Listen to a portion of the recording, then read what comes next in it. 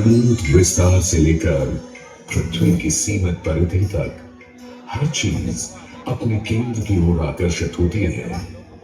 इस पृथ्वी पर एक ऐसा केंद्र है जो न केवल मानवता की आस्था और भावनाओं को बल्कि उनकी आत्मा की गहराइयों को भी अपनी ओर खींचता है। महाकुंभ। क्या है यह शक्ति जो हम सबको एक सूत्र में बांधती है? उत्तर है गंगा।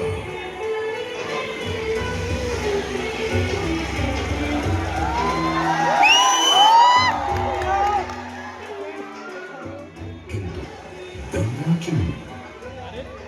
क्योंकि गंगा कोई नदी नहीं है, आस्था की अविरल धारा है गंगा।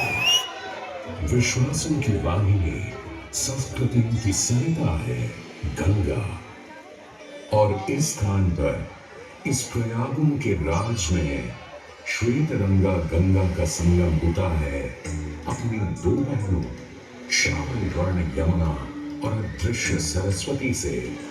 और इस त्रिवेणी संगम के कारण ही यह जगह इतनी महत्वपूर्ण हो जाती है।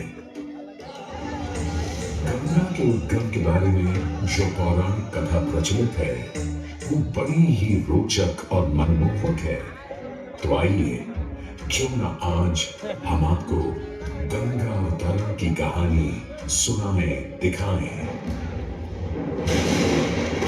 नानी था राजा बनी पर करता था दम, पूरी पृथ्वी पर फैला था उसका ही आतंक। उसके आतंक को रोकने विष्णु ने धरा एक रूप, 52 अंगुल का बौना बनकर पहुंचे जहां था भूत।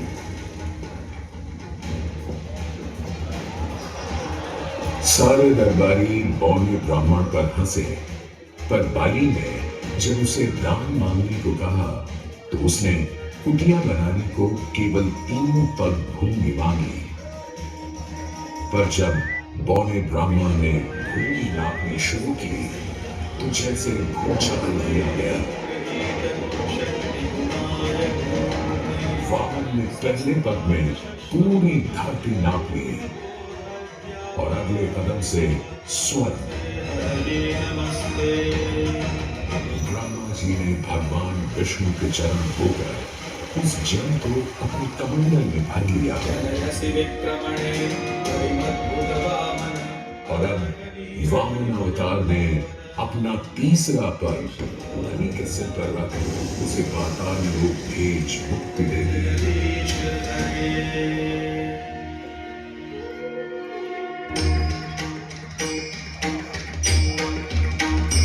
अब स्वर्गलोक में भगवान ब्रह्मा जी ने जब चरणामृत में हाथ डाला तो वहीं से निकल आई चंचल निर्मल धवल गंगा जी। पवित्रा किंतु चंचला, आज से तू मेरी पुत्री और नाम तेरा गंगा।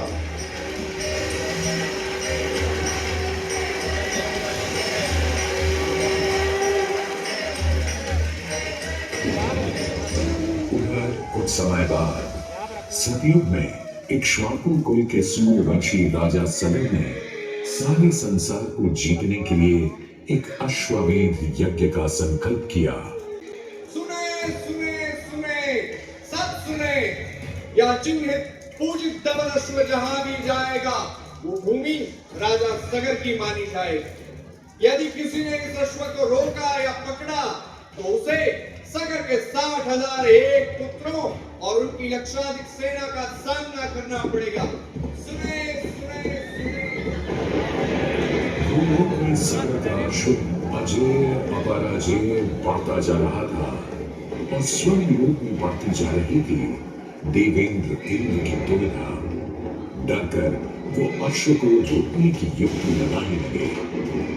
इंद्र ने राजा सगर के उस घोड़े को चुरा लिया और छल से महर्षि कपिल के आश्रम में बांध दिया।